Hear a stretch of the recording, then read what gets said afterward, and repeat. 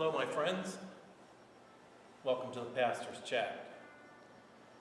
It's a little after 2 o'clock on Thursday afternoon. It is a dark and rainy day. And in this building here at the High Mountain Presbyterian Church Sanctuary, the rain strikes this big A-frame structure with its massive wooden roof, and it creates just a rhythm of God watering the earth. It's also kind of cold outside, so it's not exactly a day you want to go outside and bask in the beauty of nature, but everything in nature is beautiful in its own way. Even the foggy and rainy day and the gray skies, the color is gone, but the shades are here. The grays and the bright lights and the darkest spots are all here. Everything in life exists in the arms of God. It doesn't mean that everything that happens in life is the way God wants it to be, not even close. But it all takes place within the arms of God. And God takes every opportunity to turn that which is despair into joy, to turn that which would be loss into gain, to turn brokenness into wholeness. Welcome to the Pastor's Chat. How are you today? I wonder how you're faring up under the increasing news of the power of this pandemic in our lives. I'm bored with it. I'm tired of it. But it doesn't give me any rest. The news of my friends and students and teachers now being affected by the virus, and then further and further isolation happening again in our world. What are we to do? What are we to say to this? This reminds me, saying it like that, the Apostle Paul, writing to communities of people in his pastor chats, to communities of people who listened to him and shared with him their hopes and dreams and hurts and woes. And he wrote, think about the things that come at us in our lives. Think about the pandemics, both of viruses or of despair or of political unrest. What are we to say to these things? What are we to say about them? And then he says, let's say this. If God is for us, and believe me, he believed that God was for us all, on our side. If God is for us, then who or what can be against us? And then he names them. Shall disease and pestilence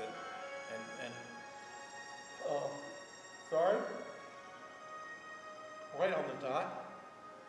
Shall disease and pestilence, shall wars, shall famine and nakedness, anything that comes at us in our lives, what are we to say? If God is for us, then these things cannot, will not claim victory over us. It doesn't mean that they won't hurt us. They can hurt us. We're not impervious. It doesn't mean that they won't demonstrate their power. Gosh, in history, mean, evil regimes have demonstrated their power. Lives have been lost. Terrible suffering has ensued. Diseases have swept across the face of the earth. But in all of it, the Apostle Paul says, do not give in to the temptation to believe that somehow these things are a sign that God is against you. It's just not true. The brokenness of the world and the things that do not work, there's no explanation as to why, but there is an invitation to look into the process and to see what God does with those things. God takes that which is death and turns it into life. God takes that which would destroy us and uses these experiences to do the great resurrection transformation in life, turns the down into the up, helps us to see into life's moments of suffering, opportunities for joy and for love and for hope, for the celebration of love. I feel like as a pastor, I live this out day after day after day. This morning, I'm dressed in my suit today because this morning I officiated I was there as a pastor for a family. Their mother had died. A loving husband was there, bearing witness to his love for this woman who had died. 3 children there, heartbroken, sad. Their mother had struggled with Parkinson's disease for years and years. But she carried a light of determination. She didn't deny her disease, but she denied the disease's ability to dampen her hope.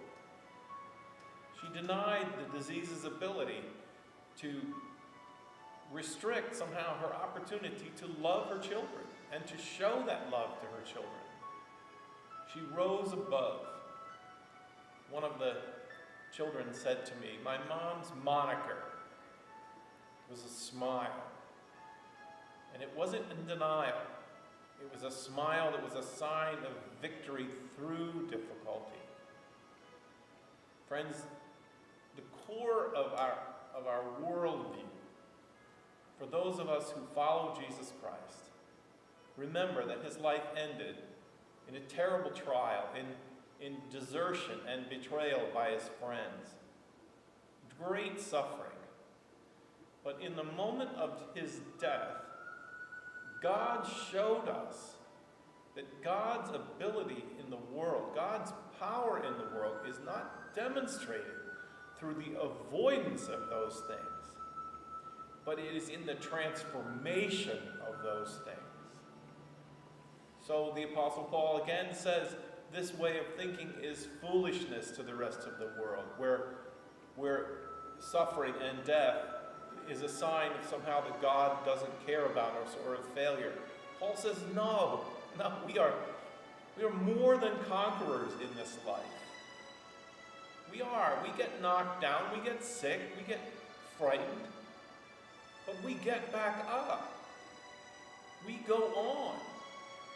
We are beaten daily, he says, because in his life people were getting beaten daily just for being people who bore witness to God's love through all circumstances. And Paul says sometimes we're even beaten to death. But when we go to our death with the hope of the resurrection that God turns all things to life. So there in the valley of the shadow of death, a valiant woman has died. Her family is grieving. But in those moments, God's at work as sisters are mending their relationship to each other. And a brother who never quite knew how to say how he felt about his father finds the voice. The father is given a chance, and he takes it to see his life. Think about the times where he took it for granted, and to bear witness that he was indeed a very, very fortunate man. This is life at work in the place of death. We are not undone. Even when we die, the Apostle Paul says, we die to the hope that we will be raised from the dead and be together with each other. On this day, this dark day, this day of where it would be easy to spend our time thinking only of what discourages us, the Spirit of God comes into rooms like this, into pastors like this, and invites us to see differently. To see and to look beyond what is right in front of us, to see what is more real about what is right in front of us. Oh. That's a second yawn because it's a rainy day.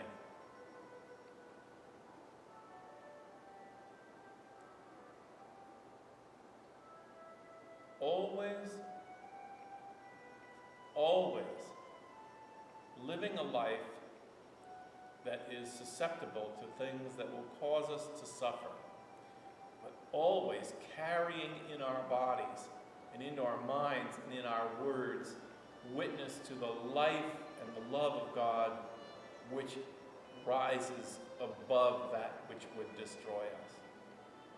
We are people of faith. We are people of hope. We are not deniers. We do not live in denial. We of all people have the courage to name it for what it is. There is a disease among us that is killing us. And our denial in many places is only killing us faster. We turn to life and point to it and say, that is coming at us. We do everything we can to defend ourselves and to defend each other. And if the disease wins, we give it up to God. We did what we could. We do what we can. So, it's a good thing you didn't come with the ability to talk today, because I wouldn't have given you any time to talk. It's all from me, as it always is, but so I pray for you. I pray for you in this time. If you watch the news, or maybe you've watched it so much you don't want to know anymore. But as we go into this Thanksgiving season, I think one of the ways that we show that we're thankful for our families and for the opportunities we have is we take the steps to protect them. Listen to the advice of those who are saying, guard your families against this disease. Be here for each other next Thanksgiving by protecting yourselves. Keep in smaller crowds. Think about how many times Christians in the world have had to make huge adjustments because of war, or because of earthquakes, or because of floods and the things that I've said this once before, we are like the Who's of Whoville. Yeah, sometimes the Grinch comes and steals Thanksgiving, steals the turkey and the meat and the gathering together. That's not Thanksgiving. Thanksgiving is what is in our heart and what we do to show that we love each other and that we care about each other. This whole holiday season is going to require of us to dig deep into the meaning of this seasons and find there that which cannot be undone. It cannot be taken away from us. And then maybe even find new ways of doing, showing signs of gratefulness and expressions of love. Finding new ways to do that, but always remembering that this is what the season is about. I thank you for your listening and sharing and talking with me during this time. I look forward to meeting you here every day in the 5 days of the week. I look at how many times we've talked and I think, where has the time gone?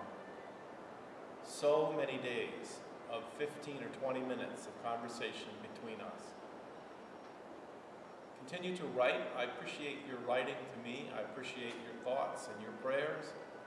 I especially pray for you to stay safe and to do what you need to do to try to protect yourself in every way from this illness, because I love you, I care about you, and I hope that you will be there.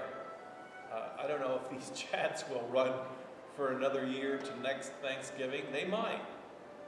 And then next year we can celebrate together. Maybe we can all of us in the pastor's chat, get together and have a great big chat together. I don't know. But for now, God's blessing be upon you, my friends. The hope and strength of God's faith be with you right where you are today. And I will see you tomorrow. Thanks for tuning in. Bye.